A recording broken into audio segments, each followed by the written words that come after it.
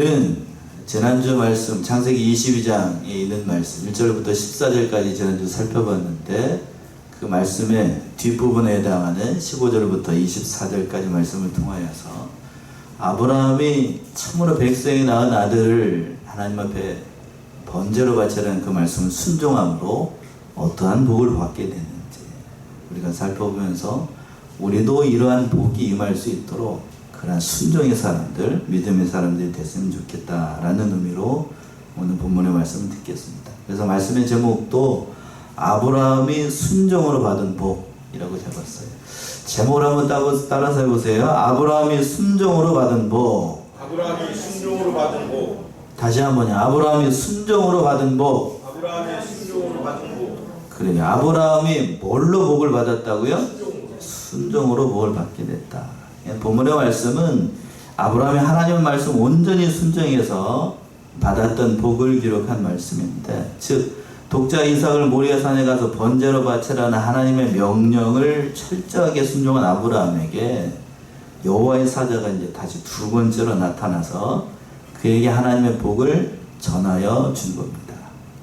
이건 오늘날 우리 성도들에게 참 믿음 지키기 어려운 이 시대를 우리가 살아가고 있는데, 인내하고 말씀을 순종하는 자에게 하나님의 뜻대로 순종하면 어떠한 복을 주시는지를 보여주는 아주 소망에 가득한 그런 본문의 말씀이라고 할 수 있습니다. 첫 번째, 아브라함이 순종으로 받은 복은 어떤 복입니까? 가장 중요하고 여러 가지 복이 있겠죠. 본문에서도 여러 가지로 얘기를 합니다만 저는 대지를 세 개로 나눴어요. 첫 번째는 15절과 18절에 있는 것처럼 내 씨로 말미암아 천하 만민이 복을 받을 것이다. 그 복을 허락을 하셨던 거예요. 바로 예수 그리스도를 예언을 하신 건데 나실 것을 예언을 한 거예요. 15절 먼저 보시면 15절. 여호와의 사자가 하늘에서부터 두 번째 아브라함을 불러. 여호와의 사자가 하늘에서부터 두 번째 아브라함을 불렀다. 하늘에서부터 여호와의 사자가 내려왔다라고 되어 있어요. 이건 앞으로 지금부터 뒤에까지 하는 모든 말씀들이 아브라함에게 복이 임하게 되는데 그 복이 어디로부터 왔다고요? 하늘에서부터. 하늘이라고 하는 건 바로 하나님으로부터 내려왔다는 그 복을 상징적으로 보여주기 위해서 하늘이라고 얘기를 했던 거예요. 신령한 하늘로부터 하나님께서 아브라함에게 이러한 복을 주신다라고 말씀을 한 거예요. 또 두 번째로 아브라함을 불렀다라고 되어 있습니다. 하나님께서 두 번째 부르셨어요. 첫 번째는 앞에 상반절에 있었던 지난주에 살펴봤던 1절부터 14절까지 독자 이삭을 뭘로 바치라고요? 번제로 바치라는 것. 그리고 오늘 두 번째 하나님의 사자가 나타나서 아브라함을 진정한 믿음의 조상으로 세우기 위해서 그를 두 번째 부르셨던 거예요. 또 하나님께서 두 번째 불렀다는 거는 앞으로 그 본문 이하에서 나오게 되는 그 모든 복, 하나님께서 사자를 통하여서 말씀하신 그 복이 진실로 아브라함에게 임하게 될 것을 말씀한 거고, 또 선언하는 거예요. 선포. 제가 말씀을 선포하는 것처럼 그 말씀을 모든 사람들이 보는 앞에서, 증인들 앞에서 선포하는 그러한 겁니다. 그리고 또 하나님께서 아브라함의 믿음을 이렇게 인정을 하시고 난 다음에 온전하게 순종하였던 그 사랑스러운 종 아브라함에게 다시 찾아오셔가지고 그의 이름을 다시 부르시고 위로하고 축복하고 그 모든 사람들 앞에 아브라함이 어떠한 믿음을 가지고 있는지를 다시 한번 증거하기 위해서.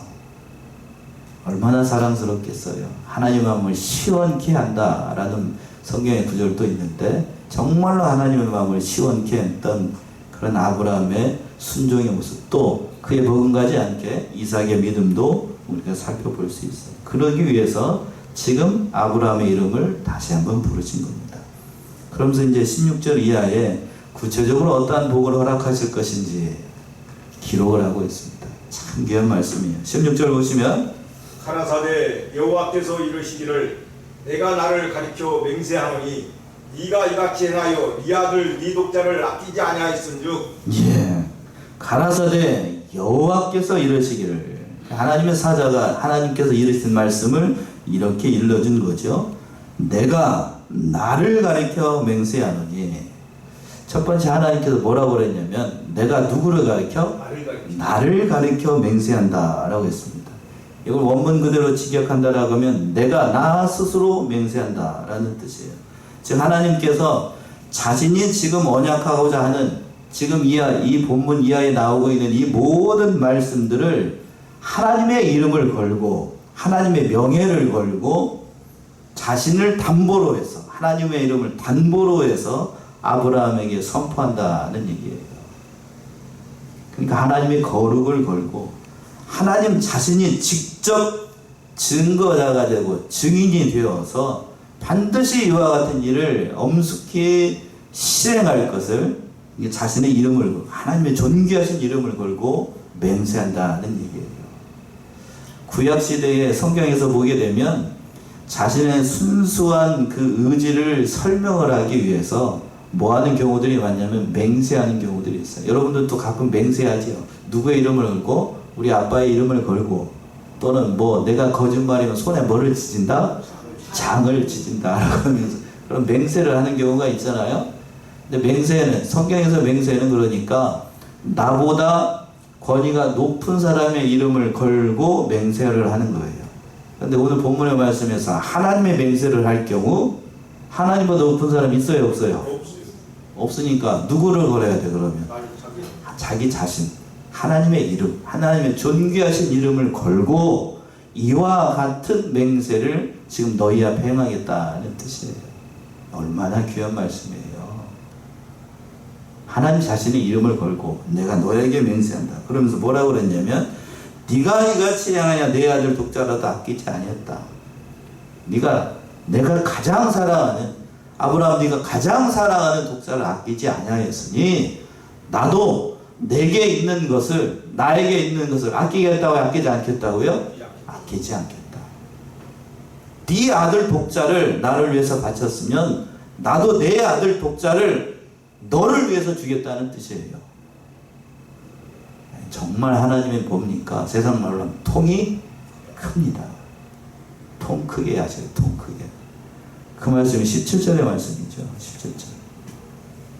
내가 네게 큰 복을 주고 내 시로 크게 성하여 하늘의 별과 같고 바닷가의 모래와 같게 하리니 네 시가 그 대적의 문을 얻으리라. 예.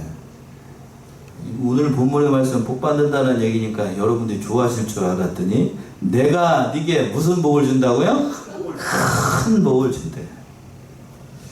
개혁성경 번역은 큰 복이라고 했는데 개정판 17절 한번 읽어보세요. 내가 내게 큰 복을 주고 내 씨가 크게 번성하여 예, 됐습니다. 뭘 개정을 한 줄 알았더니 하나도 개정을 안 했네. 이걸 히브리어 그대로 직역하면 이렇게 돼야 돼요. 그러므로 내가 네게 정말로 복을 주겠노라. 이런 뜻이에요. 큰 복이 아니고 어떻게? 진정으로 너에게 복을 주겠다. 반드시 너에게 복을 주겠다. 진짜로 너에게 복을 주겠다라는 뜻이에요. 그러니까 개혁성경은 이걸 뭘로 바꾼 거예요? 진짜로 복을 준다는 것을 뭘로? 큰 복으로 바꾼 겁니다. 의역을 한 건데 그렇다면 이거 한번 따져보자고요. 하나님께서 우리에게 주시는 복이 작은 게 있고 큰 게 있습니까? 여러분 얘기해 보시오. 하나님께서 우리에게 복을 줄 때 너는 요만큼만 받고 믿음이 그것밖에 안 되니까 밴딩에 소알 딱지라 요만큼만 주고 또 어떤 사람에게는 너는 믿음이 크니까 뭐하고 더 많이 주고 그러니까 하나님께서 우리에게 주신 복 가운데 뭐 작은 게 있고 큰 게 있고 그렇습니까? 아니죠. 그런 게 아니에요. 그런 의미가 아니고 이 본문의 말씀 그대로 직역하면 내가 너에게 반드시 복을 주겠다. 반드시 하나님의 누구의 이름을 걸고? 하나님의 이름을 걸고. 그러니까 이걸 그대로 번역을 한다라고 하면 내가 반드시 너에게 복을 줄 것이다 는 뜻이에요. 반드시. 그러니까 하나님의 이름을 걸고 너에게 반드시 복을 주겠다는 의미인데 이 성경, 개혁 성경은 이걸 의역을 해가지고 큰 복이라고 했으니까 성도들이 오해할 수가 있다고. 나는 믿음 잘 지켰으니까 하나님 앞에 어떤 복을 받고? 큰 복을 받고. 당신은 믿음이 시원찮으니까 뭘 받고? 작은 복. 그거나 받으라. 예, 그런 뜻이 아닙니다. 그런 뜻이 아니에요. 물론 인간적으로 생각해봤을 때에 저에게 주는 복하고 우리 교회에서 지금 제일 작은 게 우진이니까 우진이한테 주는 복이 양적으로는 차이가 있어요. 그러나 하나님의 관점으로 봤을 때는 차이가 있을까요? 없을까요? 없어요. 없어. 복도 나온 김에 다 얘기합시다. 하나님께서 우리에게 복을 줄 때에도 여러분의 실력을 고려를 할까요? 안 할까요? 예? 여러분의 믿음의 실력을 고려를 할까요? 안 할까요? 자, 안 한다는 사람이 있고 한다는 사람이 있고 합니다. 무슨 얘기인가 하면 제가 저에게 100억을 주면 100억을 잘 쓸까요? 안 쓸까요? 잘 쓰겠지요? 아니면 뭐 교회 성전도 예쁘게 다시 할 거고 뭐 이렇게 할 겁니다. 근데 우진이한테 100억을 줬어. 그럼 뭘 할까요? 100억 어떻게 되는 거야? 우진이가 지금 좀 커가지고 그 조금 도둑들도 좀 크게 합니다만 그럴 수 있겠습니다만 이제 깐난쟁이 3살짜리한테 100억을 줬어. 그럼 옆에 있는 사람들이 저 정신 나갔네? 그렇게 얘기할 거 아니에요? 우리도 하나님께서도 그러니까 복 나왔으니까 이게 그 실력이 있어야 돼요. 실력이 있어야 돼요. 다 감당할 수 있는. 이야기가 뗀다로 셌습니다만 반드시 복을 주겠다는 의미예요. 근데 또 그 중반절에서 보시면 본문도나서 보듯이 내 씨로 어떻게 하게 할 것이다? 크게 성하게 할 것이다. 여기 또 크다는 말도 그런 뜻이 아니고 어떤 뜻이라고요? 반드시 너를 성공하게 할 것이다. 크게 할 것이다. 반드시라는 의미예요. 그러니까 반드시 복을 주고 내 씨로 반드시 성하게 할 것이다. 네 자손이 잘 되게 할 줄 것이다고 하나님께서 약속을 하셨던 겁니다. 그런데 어떻게 잘 되게 하시는가? 그 한과절에 하늘의 볕과 같이 별과 같고 바다의 뭐와 같이 모래와 같이 해주실 것이다. 내가 이제 그러니까 반드시 너에게 복을 주는데 반드시 너에게 내 씨로 번성하게 하는데 하늘의 별 여러분 밤하늘에 하늘의 별 세보셨어요? 몇 개나 될까요? 그걸 세요? 바다의 모래 셀 수 있어요? 못 세요. 그와 같이 너에게 하나님께서 강조해서 표현을 한 것인데 이루 헤아릴 수 없는 복, 감히 네가 생각하고 사람이 생각할 수 없는 그러한 복을 반드시 너를 통해서 네 씨를 통해서 하나님께서 주실 것을 약속한 거예요. 그러니까 이렇게 하나님의 이름을 걸고 이렇게 아브라함에게 약속을 하셨다는 사실은 하나님은 온전하신 분이시기 때문에 한 번만 얘기를 해도 돼요. 근데 계속해서 이 말씀을 하시고 강조하시는 이유가 뭐냐 하면 하나님께서 아브라함의 순종을 보고 슬퍼하셨다는 얘기예요? 기뻐하셨다는 얘기예요? 기뻐하셨다는 얘기예요. 하나님의 마음이 정말로 시원했습니다. 성경에 보면 다윗의 아들 이새를 만나니 내 마음에 뭐한 사람이라 합한 자라고 얘기를 했는데 다윗을 만나니 마음이 합했고 아브라함의 믿음을 보고 순종을 보자 하나님이 너무 기뻐하셨던 거예요. 그러니까 자기에게 있는 것, 하나님 안에 있는 모든 것을 다 보여주시고 하나님의 사랑을 이렇게 표현을 한 거예요. 그렇다라고 하면 아브라함은 하나님의 마음을 순종케 시원케 해드림으로 순종함으로 그 모든 일들이 이루었는데 그렇다면 우리는 정말로 하나님의 마음을 시원케 하고 아브라함과 같은 그런 절대적인 순종의 모습으로 하나님을 시원케 하고 감동시키는 사람인가? 아니면 마치 못해가지고 하기 싫은 거 억지로 그냥 또 주일인가 또 가야 되냐? 이렇게 보셨습니까? 어느 쪽이에요?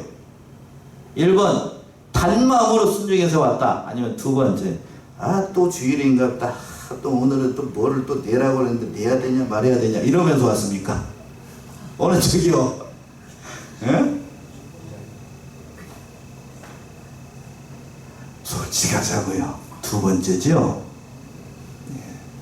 우리 인간이 그렇다고요. 우리 인간이 우리들의 믿음이 현실이 그래요. 그러나 오늘 본문의 말씀에 있는 아브라함 참 귀해요. 아브라함뿐만 아니라 또 누구도 귀하죠? 이삭도 참 귀합니다. 거기에 보면 이 22장에 보면 이삭이 아버지한테 물어본 거 그 말씀 한마디 하고 아무런 말이 없어요. 아무런 말. 그래서 이삭을 가리켜서 무슨 아들이라고 그러냐면 순종의 아들이라고 그래요. 순종의 아들. 참 귀해요. 참 귀하다. 그렇게 그 이삭을 통해서 하늘의 별과 같이 바다 모래와 같은 자손을 허락하시겠다라고 약속한 거예요. 그리고 또 하반절에서 그래서 맨 끝에 내 씨가 그 대적의 문을 얻으리라. 그러니까 내 씨라고 하는 것은 아브라함을 통해서 그 후손들을 가리키는데 그 후손들이 대적의 문, 그 모든 것을 다 일으켜 세우심으로 하나님의 그 성을 차지하게 될 것이다. 이 말씀 구체적으로 역사적으로는 아브라함의 후손이 어디를 차지함으로 가나안 땅을 차지함으로, 궁극적으로는 예수 그리스도를 믿음으로 말미암아 저와 여러분들이 하나님 나라에 들어가서 하늘의 별과 같이 바다의 모래와 같이 그것을 믿는 자들이 많아지는 것을 통하여서 이루게 될 것을 약속하신 그런 말씀이에요. 바로 예수 그리스도의 십자가와 부활로 그 모든 일을 이루시고 그를 믿는 자에게 이와 같은 복을 허락하시겠다라고 약속하셨어요. 18절에서는 이걸 이렇게 표현했죠. 18절 보시면 또 내 씨로 말미암아 천하 만민이 복을 얻으리니 이는 네가 나의 말을 준행하였음이라 하셨다 하니라. 예, 우리 18절 압도합시다. 오늘 말씀에서 가장 중요한 구절입니다. 18절 정성을 들여서 시작. 또 내 씨로 말미암아 천하 만민이 복을 얻으리니 이는 네가 나의 말을 준행하였음이라 하셨다 아니라. 내 씨로 말미암아 천하 만민이 뭐를 얻는데요? 복을 얻는다. 내 씨로 말미암아. 여기서 씨라고 하는 거는 성경에서 여러 가지 표현으로 번역을 했습니다만 이 본문의 말씀에서 씨는 장차 오실 누구를 상징을 하는 거예요? 예수 그리스도를 상징을 합니다. 왜냐하면 그 하반절에 있잖아요. 천하 만민에게 복을 줄 아브라함의 후손 누구밖에 없어요? 예수님밖에 없습니다. 예수님밖에 없어요. 천하 만민에게 무슨 복을 주는가? 예수 그리스도를 믿음으로 말미암아 우리를 궁극적으로 죄악으로부터 해방시키고 하나님의 백성이 되는 그러한 복을 주실 수 있는 분은 유일하신 누구? 예수 그리스도밖에 없습니다. 예수 그리스도밖에 없어요. 근데 여기서 중요한 사실이 한 가지가 있어요. 뭐라고 표현했냐면 그걸 오늘 본문의 말씀에서 내 뭐라고요? 씨라고 표현했어요. 내 씨. 성경에서 씨를 표현을 할 때에 씨 단수로만 표현을 했어요. 이걸 히브리어 원어를 직접 봐야 되는데 단수로 표현했다고요. 그 씨를 씨앗들, 씨들이라고 표현하지 않고 뭐라고만 표현했다고 단수로 씨라고만 표현했어요. 이게 뭔 얘기일까? 씨는 누구를 상징한다고요? 예수 그리스도. 씨가 단수라는 얘기는 예수님은 오직 몇 분이라는 얘기야? 하나님께 가는 길도 오직 한 분 독생자밖에 없다는 얘기예요. 그 얘기를 얘기하는 거예요. 그러니까 구원의 유일한 길은 누구밖에 없다? 예수님밖에 없다. 너의 유일한 아들이 이삭이었던 것처럼 나의 유일한 아들도 하나님 입장에서 나의 유일한 아들도 누구밖에 없어요? 예수님밖에 없어. 유일한 구원의 길도 누구밖에 없고 예수밖에 없어. 그럼 오늘날 소위 말해서 교회 연합운동 해가지고 뭐 구원의 길이 여러 가지라고 하는 그 운동 자체가 다 뭐라는 얘기예요? 그게 진실이라는 얘기예요? 가짜라는 얘기예요? 다 가짜라는 얘기예요. 다 가짜예요. 다 가짜. 넘어가면 안 돼요. 예수님도 하시고 뭐 일본 정신 나간 목사들이 그런 얘기 하시지. 예수님도 하고 나도 한다. 잘못된 거예요? 잘된 거예요? 잘못된 거예요. 오직 누구만? 예수님만. 아이 저기 그렇게만 얘기하지 말고 뭐 저기 내장산에 있는 주지가 섬기는 거기도 구원의 길이 있고 마음에 또 있고 우리가 싹싹 그동안 열심히 빌었던 정원석 떠놓고 싹싹 빈 거기에도 구원이 있지 않을까요? 있다고요? 없다고요? 없어요. 천만의 말씀이에요. 그런 걸 가지고 인격적이라고 얘기하면 그런 사람은 인격적인 게 아니고 제가 감히 표현한 무식한 거라고요. 뭐 한 거라고? 무식한 거라고. 무식한 거. 구원의 길은 오직 누구밖에 없다고요? 예수님밖에 없어요. 그러니까 그 예수님으로 말미암아 천하 만민이 복을 얻게 될 것이다. 세상에 있는 모든 사람들이 예수 그리스도로 말미암아, 여기서 모든 사람이라는 것 하나님께서 택하신 하나님의 백성들을 얘기를 하는 거예요. 그 하나님의 백성에는 민족도 남녀의 구분도 빈부도 다 다 차이 없이 오직 누구만 믿으면 예수님만 믿으면 구원의 바늘에 참여한다 하는 거예요. 그 하반절에서 그래서 18절 하반절 이렇게 표현했죠. 이는 네가 나의 말을 어떻게 했기 때문에 준행함으로 이루신 축복이라고 얘기를 하고 있어요. 그러니까 믿음만 가지고서도 안 되고 그 믿음이 뭘로 나타나야? 행동으로 나타나야 우리에게 뭐가 임한다는 걸 보여주는 거냐면 복이 임한다 하는 거예요. 믿음으로 우리가 구원을 얻고 행함으로 뭐를 받는다고요? 복을 받아요. 상급을 받고. 자, 다시 한번 볼까요? 믿음으로 뭐를 받고? 구원을 받고. 행함으로 뭐를 받는다고요? 복을 받아요. 그러니까 여러분들이 행해야 되겠어요? 믿기만 하고 가만히 앉아있으면 되겠어요? 행해야 됩니다. 행해야 돼요.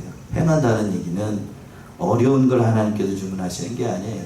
우리의 실력을 알기 때문에 하나님께서 아브라함처럼 독자 이삭을 받자라. 우리는 그렇게 못한다고요. 그런데 하나님께서 우리에게 우리의 믿음을 고려를 해가지고 우리에게 맡겨진 것들이 있어요. 그걸 순종하면 준행하면 하나님께서 복을 주신다고요. 자, 신명기 28장을 한번 가보세요. 어떤 복을 주시는가? 신명기 28장 2절부터 6절까지 한번 읽어봅시다. 신명기 28장 2절에서부터 6절. 이스라엘 자손에게 명하여 그들에게 이르라. 나의 예물 나의 28장 2절부터 6절. 신명기.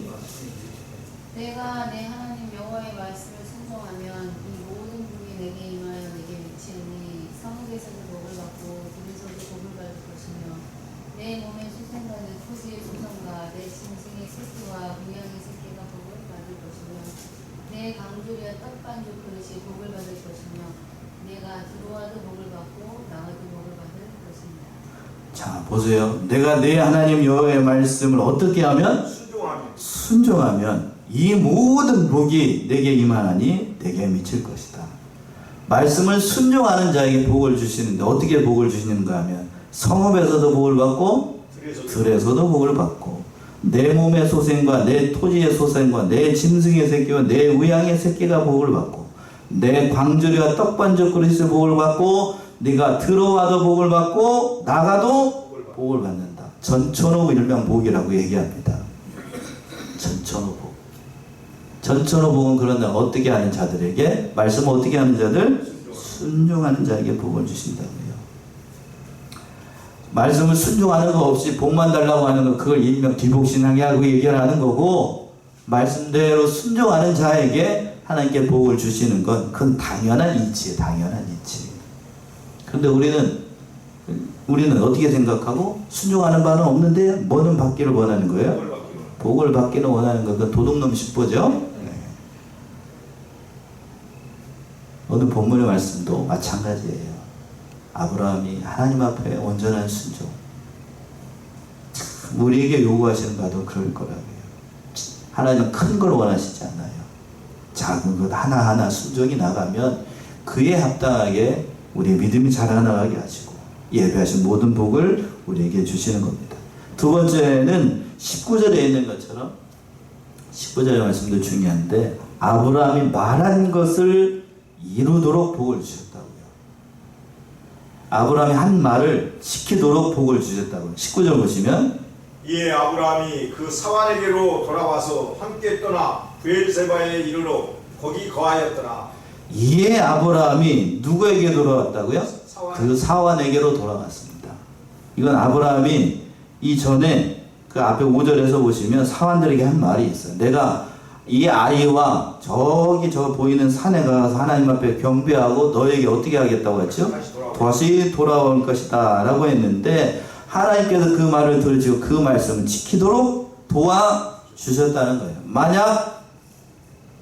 만약에 5절 보세요. 5절 뭐라고 얘기했는가? 앞에 5절 읽어보세요. 22장 5절. 이에 아브라함이 사환에게 이르되 너희는 나귀와 함께 여기서 기다리라. 내가 아이와 함께 저기 가서 경배하고 너희에게로 돌아오리라 하고. 예. 이렇게 말씀을 했다고. 아브라함이 그 사환들을 여기다가 이렇게 얘기를 하면서 내가 다시 돌아올 테니까 너희는 여기 있으라 라고 얘기를 했어요. 뭐 여러 가지로 이제 신학자들은 얘기를 하는데 두 사원들을 데려가면 지난주에 살펴봤던 것처럼 예배에 방해가 되니까 여기서 예배라고 하는 것 누구를 잡는 것? 이삭을 잡는 것에 방해가 되니까 하나님 이 아브라함의 지혜를 발휘하는 것이다. 뭐 그렇게도 얘기를 하고 아니다. 아브라함은 이미 다 알고 있었다. 하나님께서 죽은 자 가운데 더 죽은 자도 살리시는 그런 능력을 믿고 아브라함이 담대한 마음으로 갔다 어느 것이 맞는지 저는 잘 모르겠습니다만 중요한 거는 하나님이 그 말씀을 다 듣고 있다가 둘이 같이 올라갔는데 다시 둘이 어떻게 한 거예요? 다시 내려오도록 하신 거예요. 만약에 둘이 올라갔는데 아브라함 혼자만 내려왔어. 그럼 이삭이 어떻게 된 거죠? 사는 거예요? 죽은 거예요? 죽은 거죠. 그러면 아브라함이 했던 말을 지킨 거예요? 못 지킨 거예요? 지금 못 지킨 거예요. 그러나 하나님은 지금 아브라함이 사원들에게 했던 그 자리로 다시 돌아올 수 있도록 말한 대로 그 모든 것을 지킬 수 있는 그러한 은혜를 베풀어 주셨다는 사실이에요. 왜? 진실하고 거룩한 모습으로 하나님 앞에 진실한 모습으로 나아갔기 때문에 하나님께서 그 모든 것을 다 들으시다가 그 시험을 참고 잘 받아들이니까 하나님께서 이러한 은혜를 베풀어 주셨다는 거예요. 히브리서에서는 그렇게 표현했습니다. 지난주에 살펴봤던 거 다시 한번 볼까요? 자, 히브리서 11장 17절에서부터 19절 보시면 아브라함의 시험을 받을 때 이걸 깨달았다라고 얘기했어요. 히브리서 11장 17절에서부터 19절. 아브라함이 시험을 받을 때 믿음으로 이삭을 드렸으니 그는 약속을 받은 자로서 그 외아들을 드렸느니라.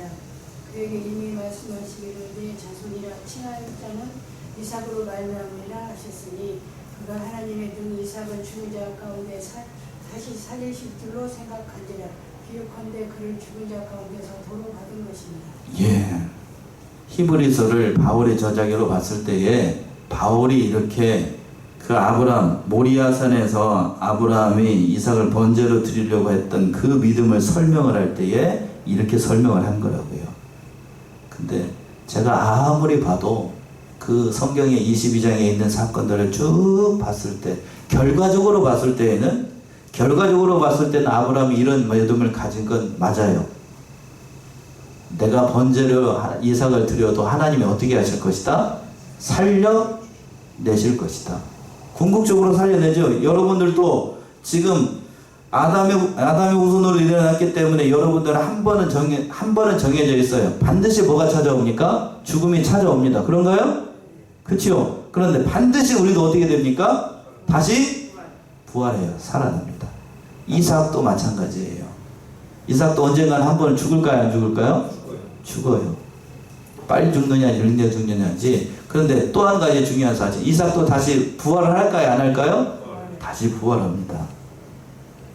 그런데 아브라함이 이걸 믿었다는 사실이에요. 지금 죽지 않고 반드시 살아날 것을 믿었다는 거예요. 이 사건을 통해서 그런 부활의 신앙을 가지도록 한 겁니다. 이 일을 통해서 궁극적으로 아브라함이 그런 믿음을 가졌던 거예요. 그러니까 다시 하나님께서 그런 역사를 일으키셔가지고 말한 대로 누구에게 돌아오게 됐냐면 그 사환들에게 돌아와서 또 그 19절 하반절에서 그랬습니다. 돌아와서 함께 떠나 어디로 갔다고요? 브엘세바에 이르러 거기서 거하였다. 말씀대로 이루어지도록 도우셨고 그리고 함께 브엘세바까지 가는 그러한 일을 감당하도록 하나님께 은혜를 베풀어 주셨다. 이게 얼마나 귀한 은혜입니까? 짧은 한 구절의 말씀입니다만 그동안에 저기 1절부터 18절까지 있는 모든 사건들을 한꺼번에 정리하는 말씀이 19절의 말씀이에요. 말씀대로 누구에게 돌아오고 사환들에게 아들과 함께 돌아오고 또 그들과 함께 어디로? 자기 본래에 있는 그 사라가 기다리고 있는 그곳으로 다시 돌아가는 은혜를 베풀어 주셨어요. 만약에 브엘세바에 갔는데 아브라함하고 사환 둘만 갔어. 이삭은 남겨두고 어디다가 남겨두고 하나님 앞에 번제를 드리고 사라가 그러면 어떻게 됐을까요? 여러분 한번 생각해 보세요. 사라가 어떻게 됐을 것 같아요? 저기 뭐 성경에는 없는 얘기입니다. 목사님들이 가끔 그런 얘기를 해요. 아브라함이 번제를 드릴 때에 사라에게 그 얘기를 했다 안 했다? 했을까요 안 했을까요? 안 했죠. 하면 어떻게 되겠습니까? 이 노인네가 노망난다 하면서 그냥 난리가 났겠죠. 네, 난리가 나겠다. 그런데 가서 번제를 드리고 와가지고 이삭은 번제도 활활 태우고 자기만 딸랑 사간 달고 돌아왔어. 그럼 사라가 그걸 보고 어떻게 하겠습니까? 어떻게 했을 것 같아? 그거 살려도? 여러분 같으면 살려두실랍니까? 근데 그런 일이 일어나지 않도록 하나님께서 이 아브라함의 믿음도 지키고 누구도 지키고 이삭도 지키고 또 누구도 지키고 그의 아내 사라도 지키고 그 말한 것도 지키게 하시고 그 신앙도 갖게 하시고 정말로 전천후 복을 하나님께서 허락을 하셨던 거예요. 그리고 마지막으로 세 번째가 20절부터 24절까지 보시면 또 한 가지 중요한 복을 허락하셨는데 그 복이 뭔가 하면 장차 이삭의 아내가 될 리브가를 예비하신 복을 주셨다고요. 20절부터 24절까지 한번 읽어보시겠습니까?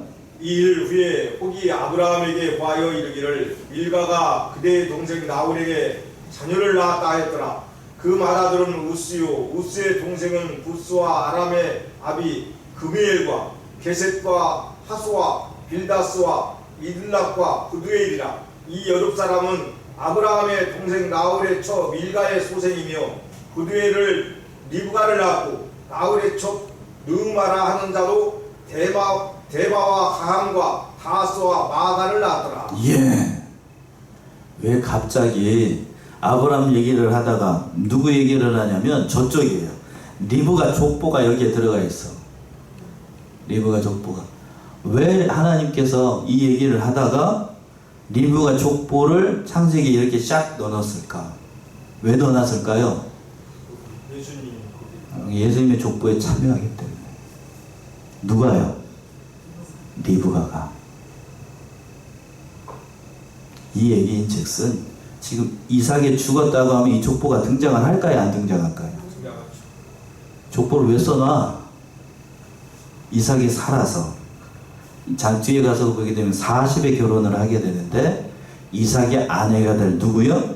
리브가를 하나님께서 이미 하나님의 예정 가운데 하나님의 오묘한 섭리 가운데 이미 뭐하고 있었던 거예요? 준비하고 계셨던 거예요. 얼마나 귀한 은혜예요. 죽었다는 그런 복도 없습니다. 얼마나 귀한 은혜인지. 참 뒤로 조금 두 장만 넘기면 24장 67절 24장 67절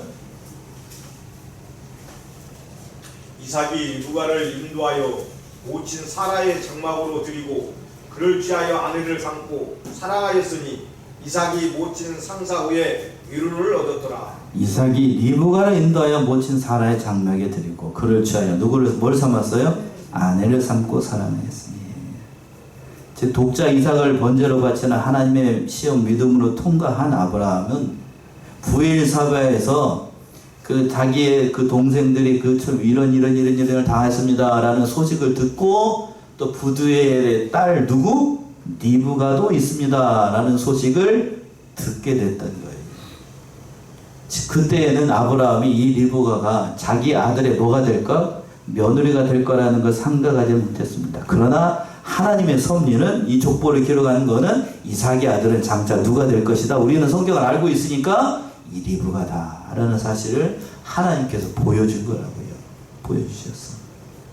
그러니까 순종하면 아까 그 창세기 신명기에서도 나왔는데 내가 순종함으로 내 자식뿐만 아니라 내 영향력 안에 있는 모든 것들이 다 뭐를 받는다고요?